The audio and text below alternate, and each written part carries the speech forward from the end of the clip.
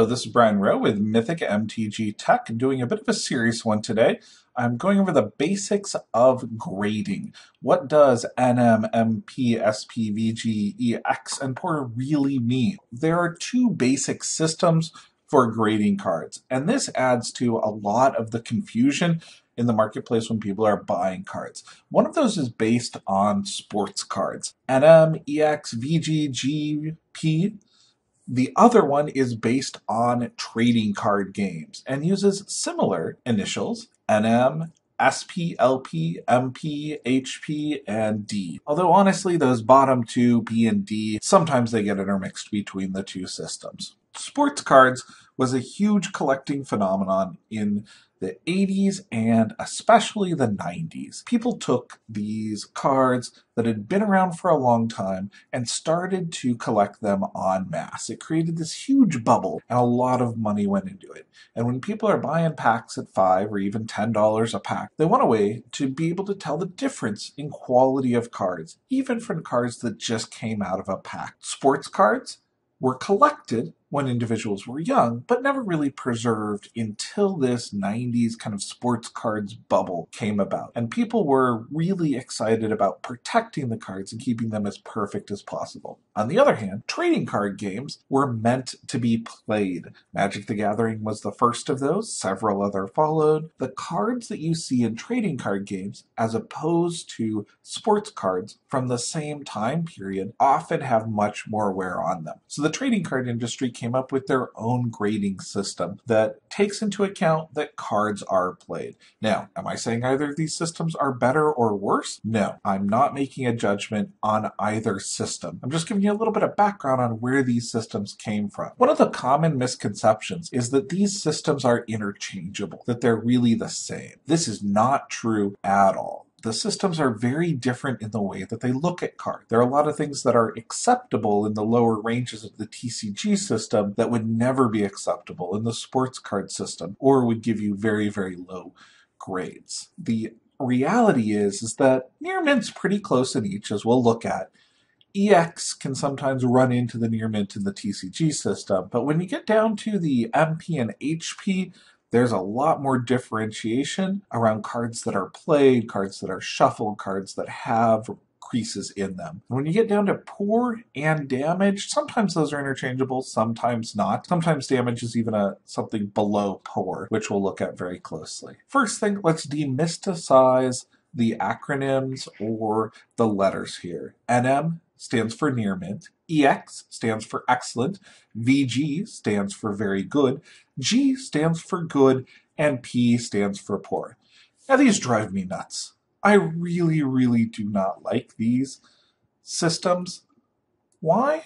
Well, NM sounds and makes sense. Near mint. 97% of cards right out of the pack are really going to be in this category. EX sounds excellent, like it's a very positive thing, when in reality means that card's probably been shuffled a few times without sleeves, has a little bit of damage, maybe it was cut slightly, but it still looks pretty good.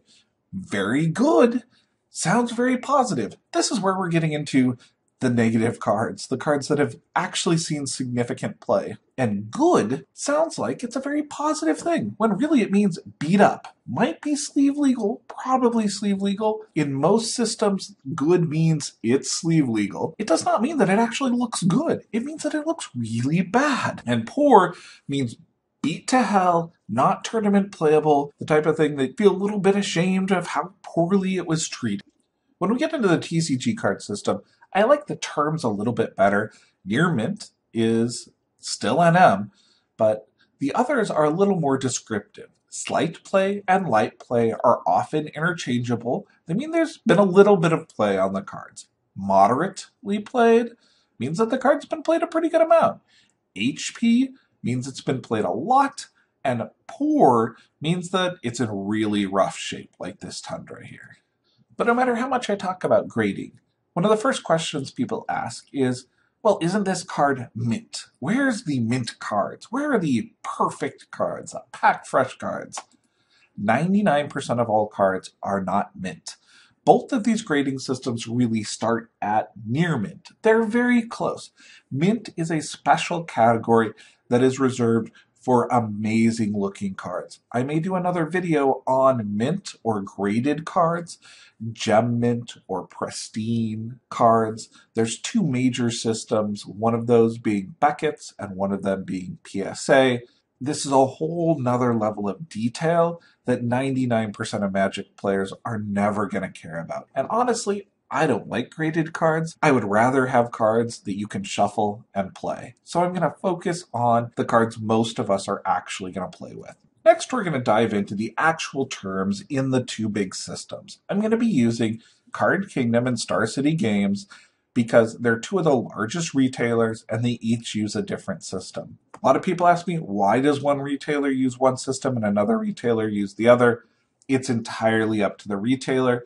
The longer that a retailer has been around, they occasionally tend to lean towards the near mint system that includes EXVGG, but Star City Games has been around a long time and they use the TCG system. So there isn't a hard fast rule over which is used where. Near mint is going to be what most cards you buy online are.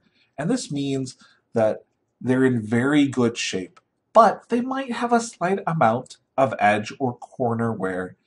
You're not going to be able to look at these with a magnifying glass and not find any errors on them. There's going to be some slight wear. And this naturally happens inside of packs. This naturally happens when things are shipped. Putting cards in and out of sleeves can cause small amounts of dings and scrapes. Near mint is actually a pretty broad category that covers most of the cards that you're going to see. Here's some other examples from Star City Games. Their near mint description is very similar to Card Kingdom's. These are the type of cards that you want to pick up as a player. With foils, this may mean that foils have a little bit of scuffing on them. Foils are super tough to keep. In mint or very, very good shape, most foils out of the pack have a small amount of scuffing, and that's going to put them into this near mint category. The next area that we see very common is EX. And this is where it really shows light wear on the edges. Like it's been shuffled a few times, but it doesn't have any bends, creases, or marring. The example here is from Card Kingdom. You can see that the card was probably shuffled several times, but there's no heavy wear on it. This is the excellent grade. Now let's compare this with the slightly played grade over at Star City Games. Star City Games really explains several things that will make it slightly played, and they include some things in their grading that a lot of other places don't, which is autographs and Pro Tour stamps are considered to be slightly played. A lot of people ask me about autographs. Don't they make cards worth more? And in a very small percentage of cases, if you have a certain autograph and somebody who really wants it, yes, that can. But in most cases, it actually brings down the value of a near mint card to this slightly played or even lower category. Several other retailers do not buy autograph cards at all, or will consider them in lower categories than slightly played. Star City Games is pretty generous here by calling them slightly played. What I like about the grading on SCG's site is that they also show you some other examples of the type of wear you're going to get in that slightly played category. Just like the EX category we just looked at, these cards are going to be great to play in tournaments. I'm happy buying things at the EX category or at the SP category. The next category we're looking at is the VG or very good.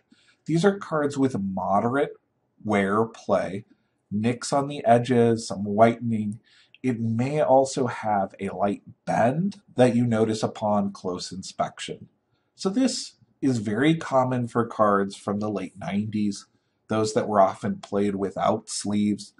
The original tournaments did not allow you to use sleeves. So when you're looking at unlimited cards, you will often find them in this very good category if they were very playable cards. For older cards, I'm okay picking them up in this state. They're definitely sleeve legal. They are often very nice looking and extremely playable. If I was a hardcore collector and just wanted to look at value, I would avoid the VG category and only look for those that are better, that are in the EX or NM. Now, I'm jumping down to the good category for Card Kingdom before looking at the MP and HP categories because there's so much overlap between these, it's not easy to jump back and forth. And it's more important to look at good here and compare it with the VG. It's where all of the edges really have some whitening, or the card has a single bend or light crease that would otherwise make it near mint. This is where cards that have seen a lot of wear often end up. Maybe they were played for several years without sleeves, or they were put into a binder where the binder bent them a little bit, or they were abused in some way to where they've got one minor defect that really isn't going to show up in a sleeve. You can often get a great deal or discount on these cards, but as a collector or a reseller, they've got very little value comparatively. Let's jump into the moderately played category, which is somewhere between that VG and G, sometimes even falling into the G or below category. This is a much broader category and does allow for extra types of damage, the heavy amounts of scuffing or the minor inking. As someone who spent a lot of time working in sports card shops, the inking I would actually put into the damaged category and severely downgrade the cards.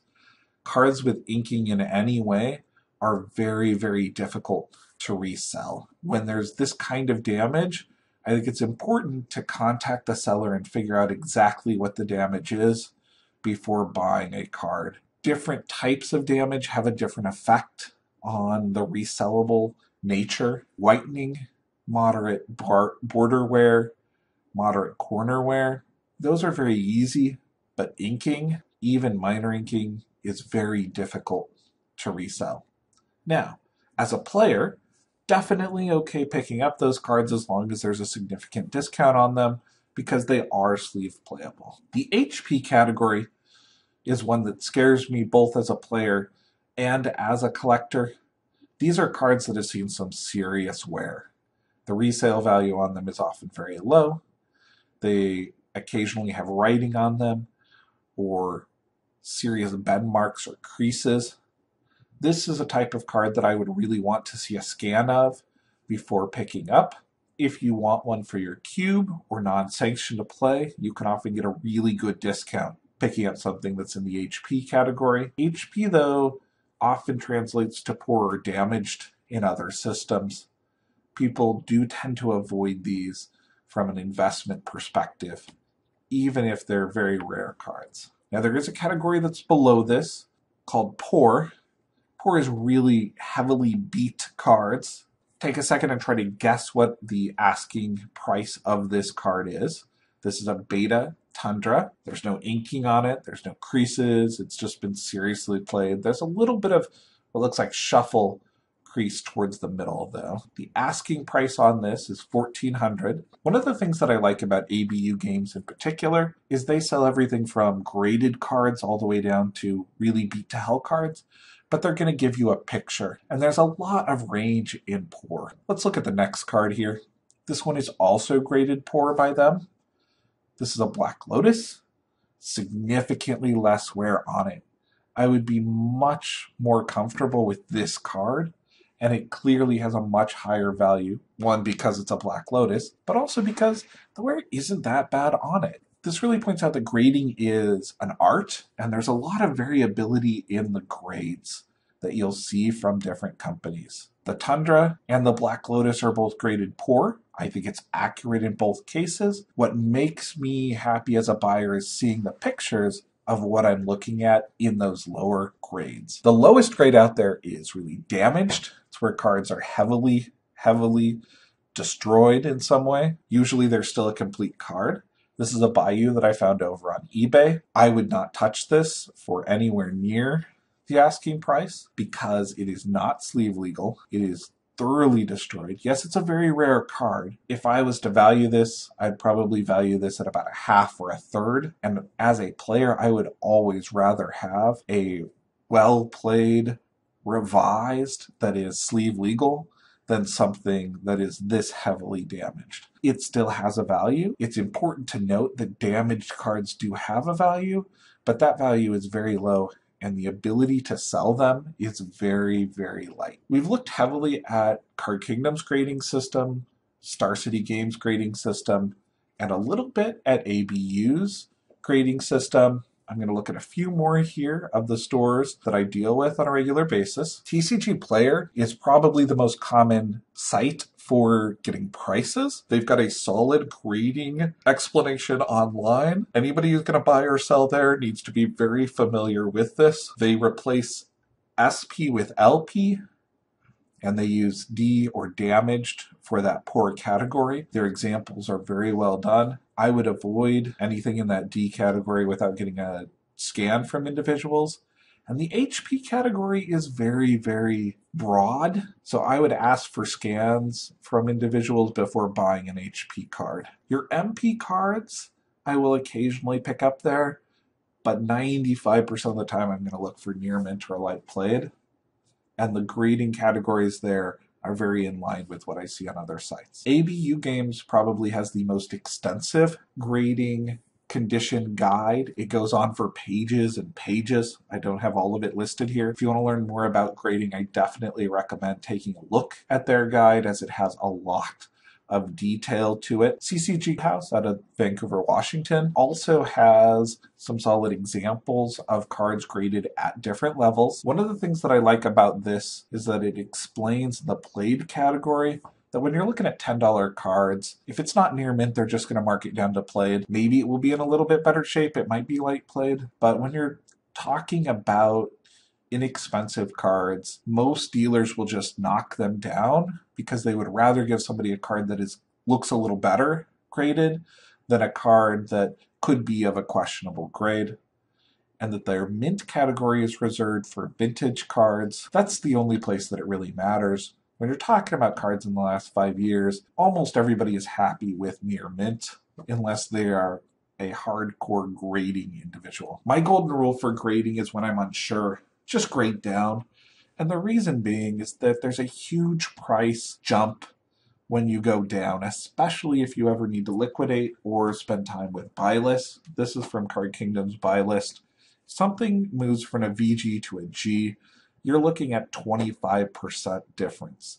Even if it's a higher value card, you're at least looking at a 10% difference. When picking up collections, when evaluating cards, look for flaws. Look for reasons to downgrade those cards so that you don't get caught with the particular problems. Be honest, don't invent reasons to try to downgrade cards, but be conservative. As a seller, everyone is happy when they get a card that looks better than the grade you've sold it to them at. As I mentioned before, grading is a bit of an art. The best way to get better at grading is take a look at the different systems that are out there. I went through ABU, Card Kingdoms, CCG House, and Star City Games, along with TCGPlayer. Check out each of those yourself.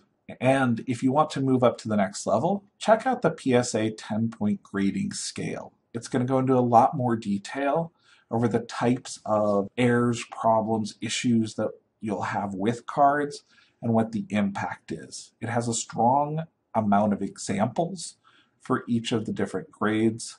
If this is an interesting topic to you, please let me know. I can definitely do an advanced one on grading. I've worked in about 4 or 5 different card shops, and I've done a lot of collecting and helping people figure out what the value of their collections are. These are some of the other categories that I get asked a lot of grading questions. Thanks. This has been Brian Rowe with Mythic MTG Tech. Thank you to everybody who's out there on Patreon for supporting the channel. We got some great stuff coming up this month. I'm working on a top 10 list and a Rug Legacy deck tech that should be out later this week. Take care.